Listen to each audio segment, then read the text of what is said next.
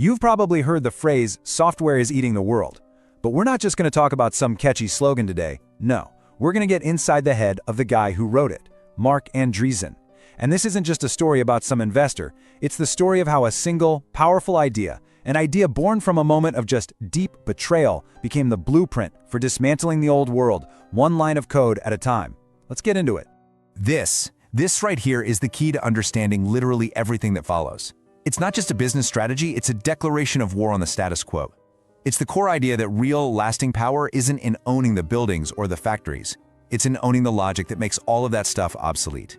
And for Andreessen, this wasn't some abstract theory. Oh no. It was a brutal lesson he learned firsthand. So, here's the game plan. We're going to start with the Andreessen Rule and the betrayal that created it. Then, we'll dive into his big manifesto, Software Eats the World, and the kind of weird personal system he built to make it all happen. We'll look at his impact as an architect of our digital world, and we'll end with a big one. How can you use this same logic in your own life? All right, let's start at the beginning. The Andreessen Rule, it's not some dry business principle you'd find in a textbook. It's a core philosophy, a weaponized belief system that was born from a single, deeply personal grudge.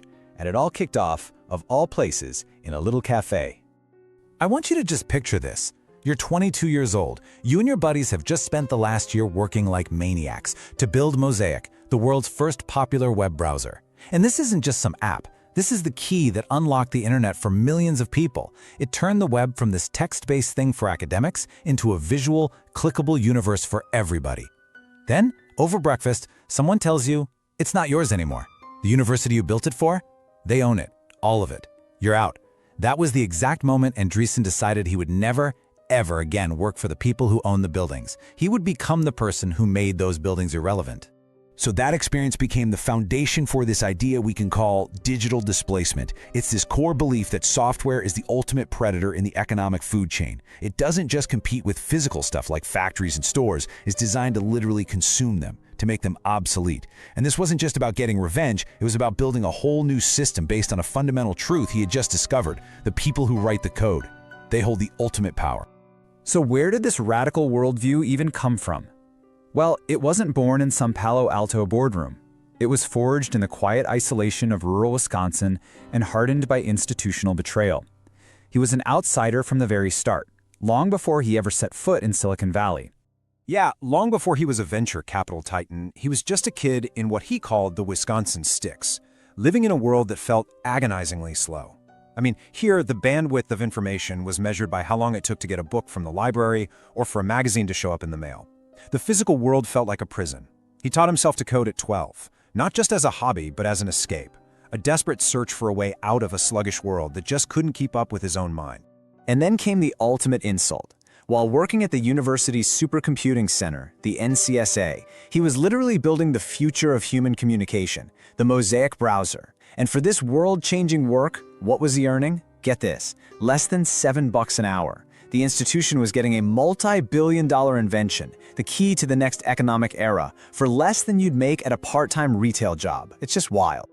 So, when the university officially claimed ownership, he was left with basically nothing. But here's the critical turning point. Instead of letting that resentment just eat him alive, he weaponized it. He channeled all that anger into building this internal fortress of logic, and it was founded on one single powerful idea: trust the founder, not the institution. If the old system was designed to take from the creator, he was going to dedicate his life to building a new system that protected the creator at all costs. You see, all those early experiences, the frustration with the slow physical world, the sting of being betrayed, they weren't just background details. They were the raw materials for what would become his defining philosophy, a powerful manifesto that would completely reshape the modern economy. And here it is, the Andreessen Rule, stated with brutal simplicity. And it's not just a prediction, it's a fundamental law of the modern economy. It's a direct assault on that old world idea that physical things, factories, distribution networks, storefronts, give you any lasting protection. He saw that every single industry, from cars to banking, is really just an information problem waiting to be solved by a better piece of code. This slide just visualizes that conflict perfectly. On the left, you've got the old guards, the physical moats that companies spent centuries and billions of dollars building. And on the right, you've got the digital predators that can make them worthless almost overnight. A better algorithm is more powerful than a bigger factory. A stronger network is more valuable than a global fleet of trucks. This is the whole game right here. So how do you spot these world-eating opportunities before anyone else? Andreessen's secret is to hunt for what are called non-consensus truths. See, he's not looking for what's popular or what everyone agrees on. He's actively searching for valuable, game-changing ideas that everyone else dismisses as crazy or just a toy or simply impossible. Think about Airbnb. The consensus was, no way, nobody's going to rent their spare room to a stranger. That was a non-consensus truth. Real power lies in being right when everybody else is wrong. And to find those truths, he developed a really unique personal operating system. Right, so this philosophy isn't just some high-level theory. It's a real, tangible, disciplined system he practices every single day. He basically built a personal operating system for himself, and it's designed for one purpose: to spot and fund disruption before the rest of the world even knows what's happening. And this is a great illustration of how different his day looks. He famously keeps what he calls an anti-schedule. Now, most executives, their calendars are packed, right? Back-to-back meetings. His day is the exact opposite. It's built around huge, unstructured blocks of open time. A massive chunk of that, often over 6 hours a day, is just for reading, saturating his mind with data from every field imaginable. The few meetings he does take are super strategic, designed for spotting patterns, not for boring status updates. It's a system built for deep thought, not for busy work. He's also a big fan of a technique called structured procrastination. Now, it sounds like an excuse to be lazy, but it's an incredibly powerful creative tool. Here's how it works. You pick the hardest, most important problem you need to solve.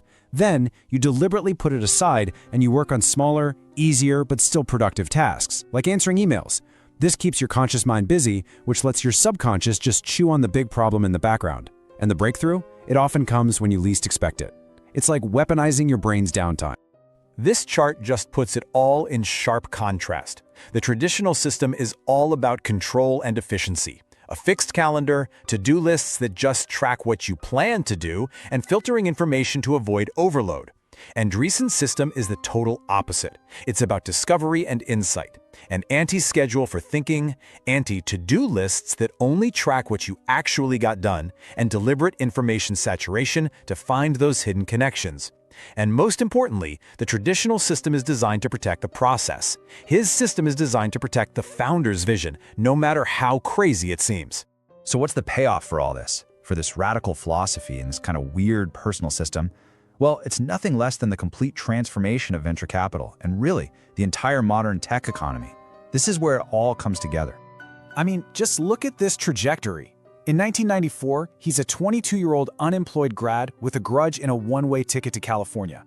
Just 1 year later, he co-founds Netscape, and its IPO basically kicks off the entire dot-com boom.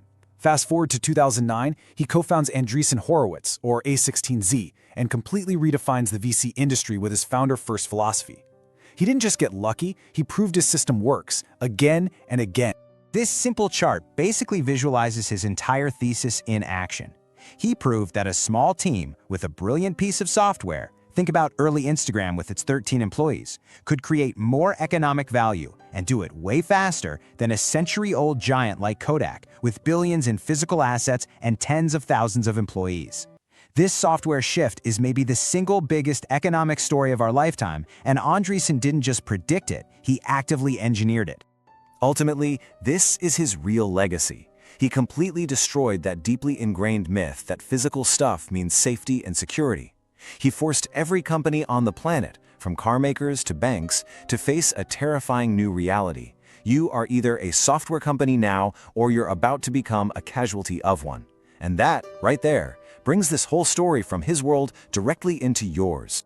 So why does any of this matter to you? Because Andreessen's journey gives us a powerful blueprint. It's a guide for anyone who feels stuck, constrained by the slow, physical rules of an old system, whether it's in your career or your own projects. You can actually apply this same way of thinking to your own world.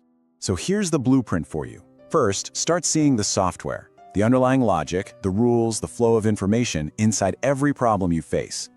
Second, find your mosaic. What's one process in your work or your life that's being slowed down by physical weight or outdated rules? That's your target. Your job is to turn that bottleneck into digital flow. Stop thinking of yourself as just a worker in a system. Start seeing yourself as a builder of displacement. And that's the final, most important takeaway here. Everything around you, when you boil it down, is just information. your career, your projects, your ambitions. At their core, they're all information problems. The logic you apply, the personal system you build for yourself, that is the code that will determine your success. Your logic is the code for your greatness.